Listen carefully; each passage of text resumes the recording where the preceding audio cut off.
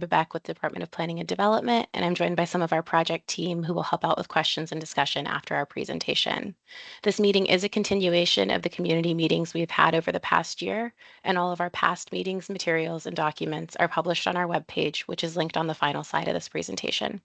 We ask that you hold all questions and comments until the end, and this meeting is being recorded and will be posted on our project webpage, along with the slides in a few days. So a brief agenda for our time today, we'll just run through what the purpose of a comprehensive plan is, and then go over the project overview and timeline, and then we'll highlight some of the draft plan text changes that occurred during this update, and we'll then open the floor for questions and discussion. So before we get started, we wanted to remind everyone what a comprehensive plan is. The purpose of a comprehensive plan is to guide coordinated and harmonious development. It is general in nature and with its goals, objectives, and maps provides long-range recommendations for the general development of land. The development of comprehensive plans is required by the Code of Virginia, and they provide guidance and recommendations and are not law like the zoning ordinance.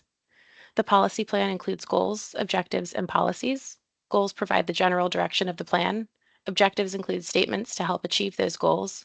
And finally, the policies include specific approaches for pursuing an objective. The policy plan applies countywide, therefore it's important to ensure the policies developed are general and flexible enough to apply across the county. The Board of Supervisors authorized the consideration of a comprehensive plan amendment to update the countywide policy plan. We're currently in phase 1 of this effort. The goals of this update are to align with the strategic plan, One Fairfax, and other recently adopted plans, to update policies and to add new policies. Here's our project timeline. Currently, we're in phase 3 of outreach, which began this spring. Our meeting today is intended to continue the outreach conducted last summer and fall and is informed by the research papers and draft plan text that has been published on our webpage.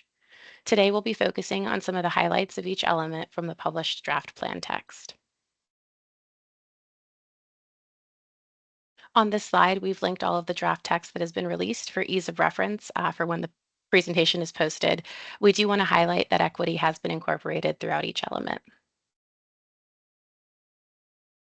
All right, now to dive into some of the overall changes before we get into the individual elements. The overall changes to the policy plan include streamlining the elements, modernizing language used, alignment with county plans, and incorporation of equity throughout the document, per the board's direction. In addition to removing outdated information, we also have added new objectives and policies and incorporated the feedback we've received over the past year through our first and second phases of community outreach. We're asking that additional feedback on the draft text be provided to our public input email address by the end of this month to allow staff time to review the feedback and incorporate it into the staff report and final staff recommendations. However, like with all projects, we are of course accepting feedback up until the public hearings, which are anticipated to occur this fall. Now we'll get into the individual elements and highlight some changes for you. The comprehensive plan overview previously was called the introduction or preface, and it serves to provide the foundation of the policy plan and the comprehensive plan, and it provides a narrative of Fairfax County's land use planning history. It has evolved to now provide a land use vision for the county, and the goals have been updated to better align with the strategic plan. The goals focus around land use, equity, housing, healthy communities, access to arts, culture, recreation, and lifelong learning, environment, economic opportunity, and urban design and transportation. The updated element also provides substantial context on how the comprehensive plan is used and identifies how it is implemented and monitored, as well as describing opportunities for community engagement.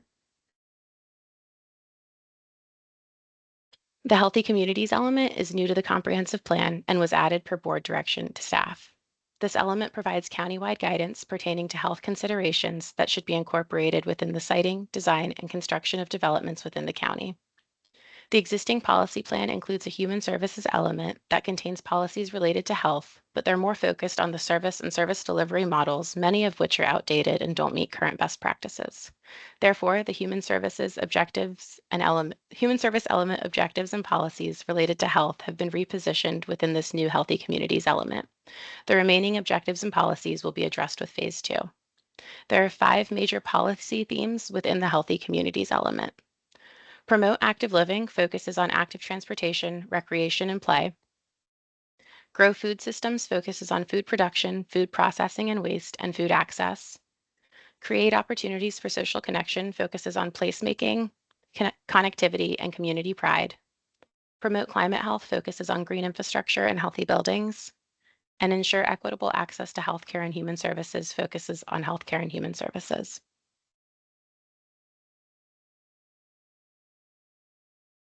Within the land use element, you will note that the entire element has been restructured and the appendices have been absorbed into objectives and policies to provide better readability and increase ease of use. Some additional highlights include that the recommendations from the Clarion Land Use Trend Reports have shaped new policies that give staff the tools and flexibility to adapt. These policies encourage thoughtful integration of ground floor retail in mixed use areas and address evolving office demand by incorporating repurposing guidance for existing structures and sites. They also support expanding repurposed buildings in height and floor area while allowing new residential density beyond their footprint in areas with surface parking. Additionally, guidance has been strengthened to preserve industrially designated areas in future development plans.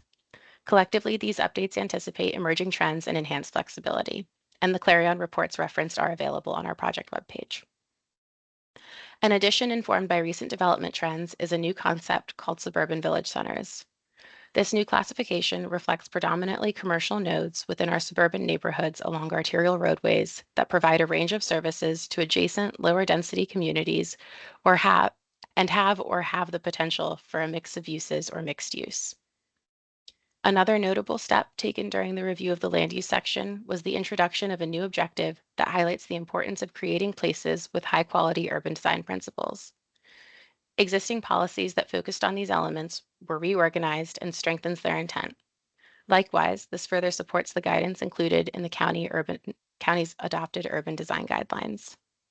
A key goal of this update was to incorporate equity-focused policies across the entire policy plan, tailored to the context of each individual element. Lastly, new development criteria were introduced for the consideration of data centers. The newly developed criteria builds upon the staff work conducted as part of the January 2024 data center report and the zoning ordinance amendments adopted in September of 2024.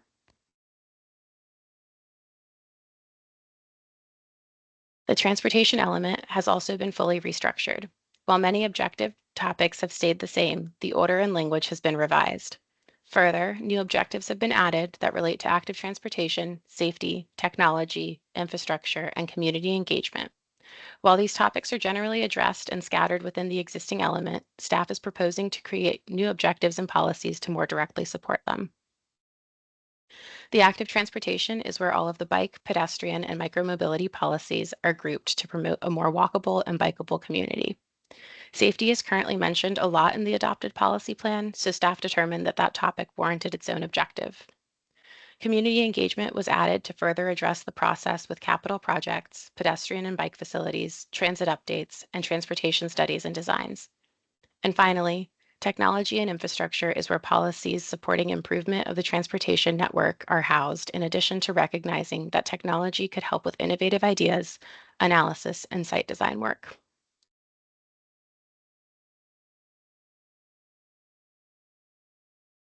While we've largely retained the structure of the environment element, some notable changes include we've modified the introduction to explicitly add new concepts and clarify connections. While these topics were generally implied in the element, we've strengthened references to things like greenhouse gas emissions, our changing climate, and equity. We've aligned with CCAP, Resilient Fairfax, One Fairfax, the Tree Action Plan, and other guiding documents as appropriate. CCAP and Resilient Fairfax address the importance of incorporating strategies for greenhouse gas emission reduction and for providing adaptive environments. Some of these strategies, such as green building commitments, tree preservation and canopy, and flood protection, can be found within the existing element. The draft updates to the objectives, policies, and associated preambles aim to do a clearer job of linking the importance of these existing, new, or improved policies to the goals of greenhouse gas emission reduction and creating a more resilient, natural, and built environment. We enhanced policies to support better site design and emphasize the environment within developments and are developing countywide stormwater management guidance. And we've created a new objective and associated policies to address equity.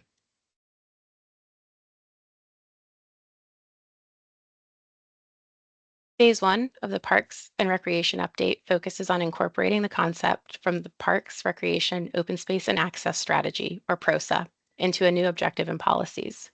The four main components to PROSA being incorporated in Phase 1 include improved 10-minute walk access to parks, enhance access to complete park experiences, enrich habitat connectivity between environmental corridors, and analyze and prioritize recreation needs and projects with an equity lens. Phase 2 will be informed by the ongoing Park Authority 2026 needs assessment and will include updates to level of service standards, park classifications, including the urban park classification, urban park policies and guidelines, and resource management policies. Phase 2 will also include developing a revised introduction to the element and streamlining, aligning, and adding new policies based on the Park System Master Plan, the Countywide Strategic Plan, the Urban Parks Framework, the Natural and Cultural Resource Management Plans, and incorporate the concepts of equity, service delivery, healthy communities, walkability to parks and trails, and resource protection and management. And with that, I want to direct everyone to our project webpage where you can find all of the draft text that we've published, as well as our past documents, materials, meeting recordings, and information. If you want to peruse the current policy plan, we do have a link to that as well. And then we're asking that any comments or feedback be provided to planforward@ffxeffectiveandefficientgovernment.com. And with that, I would like to open the floor to questions and discussion, and we'll have our policy team help with some of the Q&A. Feel free to raise your hand or drop questions into the chat. Thank you. And thank you all for joining us on the first beautiful day of this week.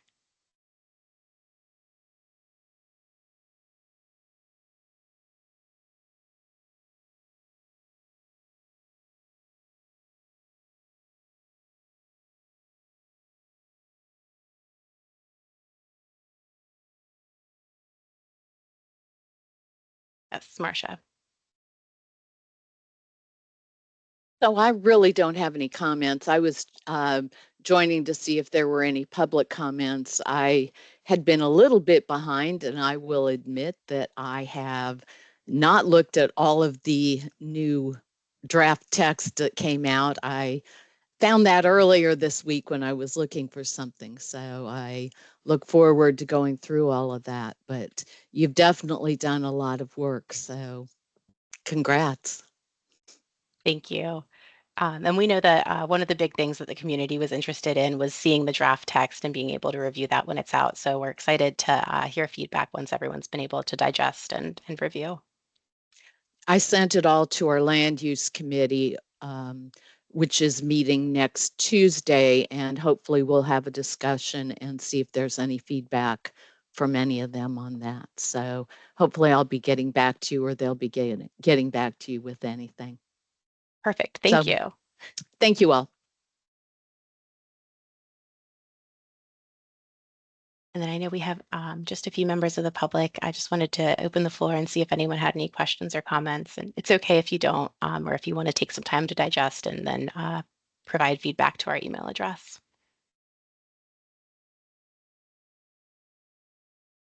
And if there are no comments, I hope you enjoy the rest of the beautiful evening. Thank you all again. Thank you. Have a good night.